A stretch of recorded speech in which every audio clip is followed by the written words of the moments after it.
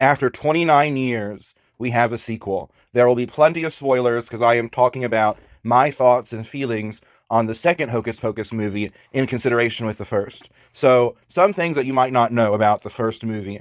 When the trailer was released in theaters, there was a scene in which there was a store similar to the Walgreens store in the second movie. That scene was actually removed from the first movie, so they updated it and reshot it.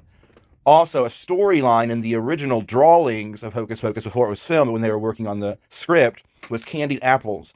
The witches would put the life potion in the candied apples and feed it to the children of Salem to get them hypnotized when they would hear Sarah Sanderson singing. That is why in the first movie that all the villagers or all the children of the villagers in Salem were hypnotized except for Danny and the two teenagers because they hadn't eaten the candied apple. But that was removed before it was filmed, and that was just a storyline. So I love how they brought two hidden gems from the original and incorporated it into the sequel. I will say it would have been nice to have Danny and Max and Allison in the storyline, but like the maker said, they couldn't find a good role for them in the storyline, and they could only find like cameos. But I still think a cameo would be nice, or at least homage to them. There wasn't really any homage paid to Danny or those three people, other than a very quick scene from a flashback when the witches were destroyed. With that said, some things that I find uncomfortable are the satanic symbolism, like the star in the corner, and the Masonic symbolism, like this Eye of Providence on the solar plexus. Those were really unnecessary placements, but it's Disney, and Disney was a Mason, so there's that.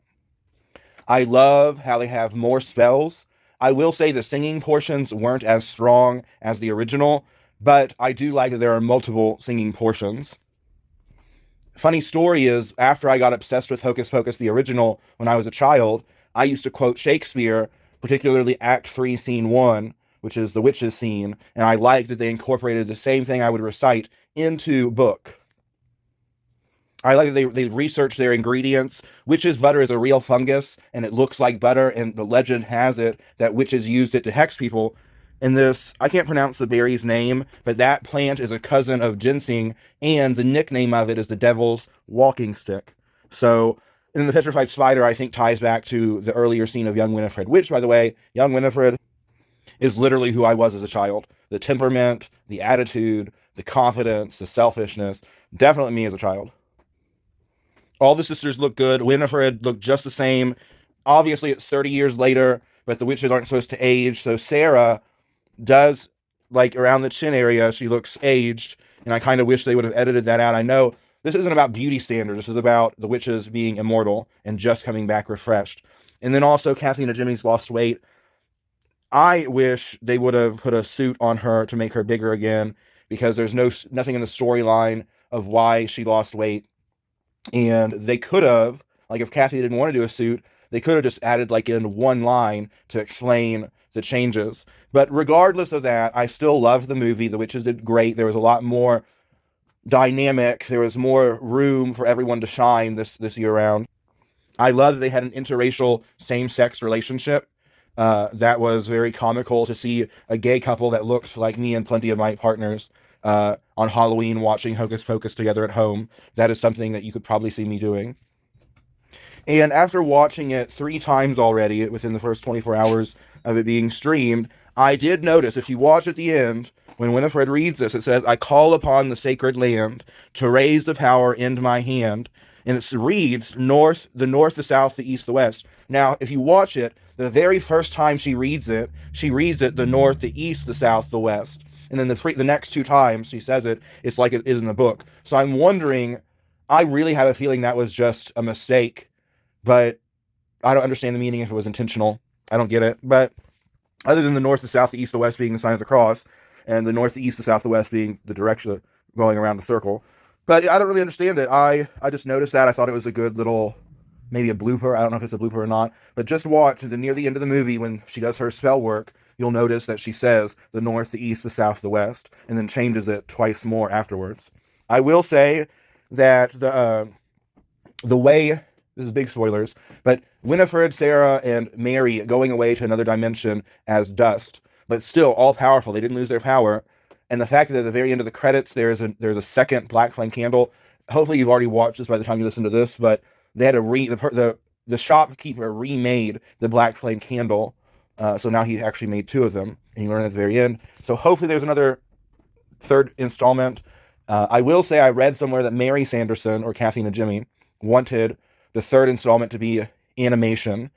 And while I hesitate to say no, we need Bette Midler's face, we need Sarah Jessica Parker, we need Kathy Najimy, and I would love to include the original cast in this third one if that's possible, but I would also artistically enjoy having a collection of a trio of Hocus Pocus and one of them being animation. That would be cool, but it would be different. And I do hope there's a third installment, and selfishly, I hope it's a live action, but I could see Mary Sanderson or Kathy Najimy's desire for it to be animation.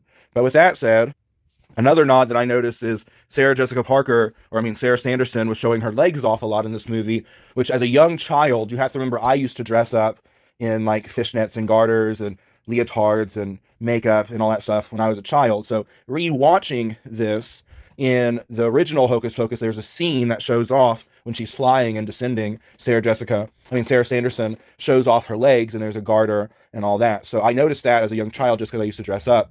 But I also noticed in the sequel, no other witch shows leg as much as Sarah Sanderson. I love that book is more of a personality, that it has more emotions and thoughts than it did originally. I've always wanted a book like that. And I love that they made him sweat and made him cry. And I also love that in the beginning sequence, she's supposed to be married off to this guy. And I believe he's gay. By the way, by what they say, I believe the guy's gay. So I thought it was cool that they showed a gay person back in the Pilgrim ages, and there was representation back then. I also like that there are so many Sanderson sisters. There's the original, Bette Midler, Kathy Najimy, and Sarah Jessica Parker, but then there's the younger version like this, and then there's drag queens and contest participants and people in the shopping center. There's just so many different Sanderson sisters. It really incorporates the second movie of them becoming popular like the movie became popular.